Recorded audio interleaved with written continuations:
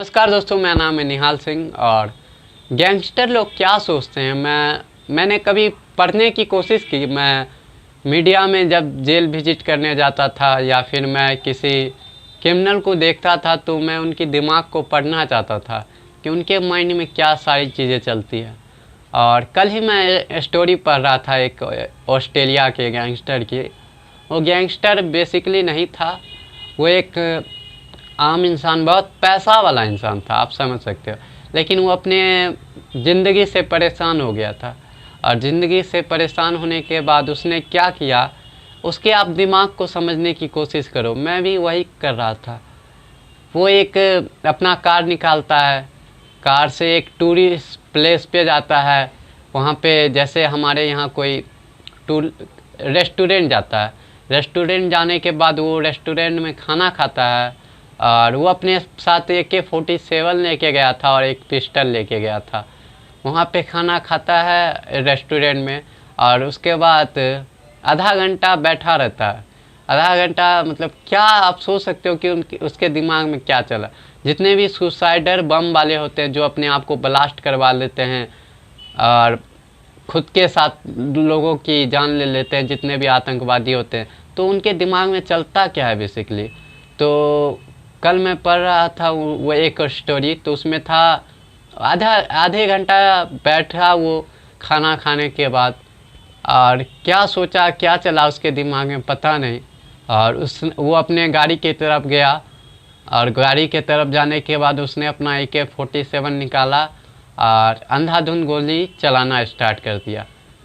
बहुत सारी मतलब वहाँ पे जितने भी लोग थे सब पे आए दाएं बाएं गोली चलाना स्टार्ट अकेले।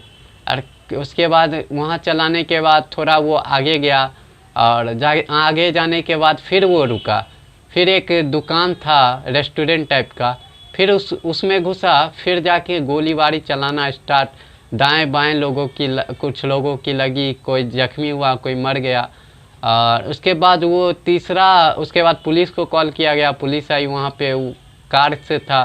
तो उसके बाद पुलिस ने पीछा किया तो वो जाके अपने एक घर में छुप गया।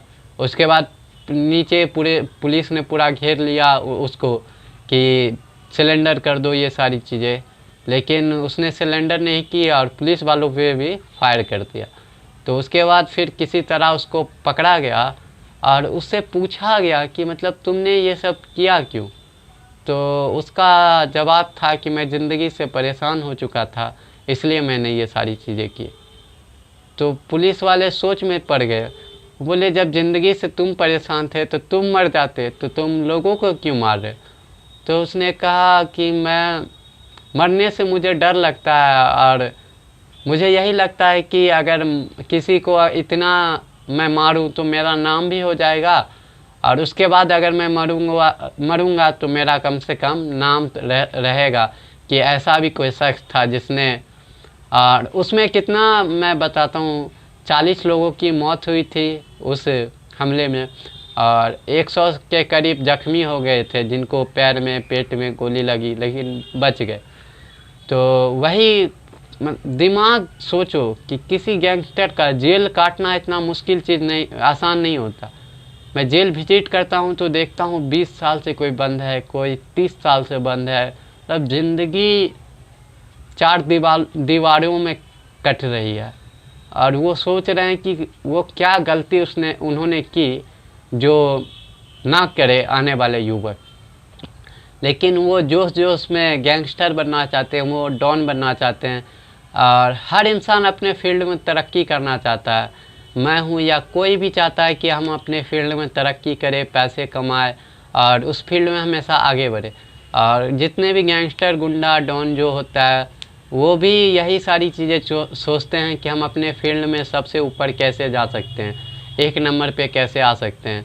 और वही सारी चीज़ें 1 नंबर में क्या उनकी साइकोलॉजी रहती है पता नहीं, कि वो किसी को मार के ऊपर आना चाहते हैं, और जो उनको उनकी लाइफ की ज़िंदगी बर्बाद कर देते हैं। और कुछ लोगों की भी, अगर आप किसी को मारते हो तो उसके भी फैमिली होती है, उसके भी बच्चे होते हैं, उनकी भी बीवी होती है, उनके भी माँ बाप होते हैं। तो हमारे यहाँ की सरकार भी इतनी, मैंने ऐसी बहुत सारी स्टोरी आप कवर की जिसमें बेकसूर, मुजरिम तो छोड़ दीजिए आप, बेकसूर लोग ऐसे हैं जो 37 साल उनका कभी अदालत में फ़ैसला ही नहीं हुआ, लेकिन वो 37 साल से जेल में बंद थे। फिर उसके बाद कुछ लोगों को पता चला, तो उन्होंने वकील को पता चला, तो उसके बाद केस लड़ने के बाद जज क्या कहते हैं जानते हैं? जज कहते हैं क्या कि अगर हम इसको 1 मिनट भी अपने जेल में रखते हैं तो ये कानून का मजाक होगा। लेकिन आप अगर बाहरों के शहरों में जाके देखो, अगर ऐसा कोई सीन होता है, कोई कैदी बंद रहता है इतने दिन, 10 साल 12 साल, आप उसके 30 साल नहीं लौटा सकते। भले ही आप आज उसको रिहा कर दो, लेकिन उसके माथे पे जो दाग है वो नहीं मिट सकता, और वो जो 30 साल उसने काटी है जेल में, वो उसको कभी लौटा नहीं सकते आप सब।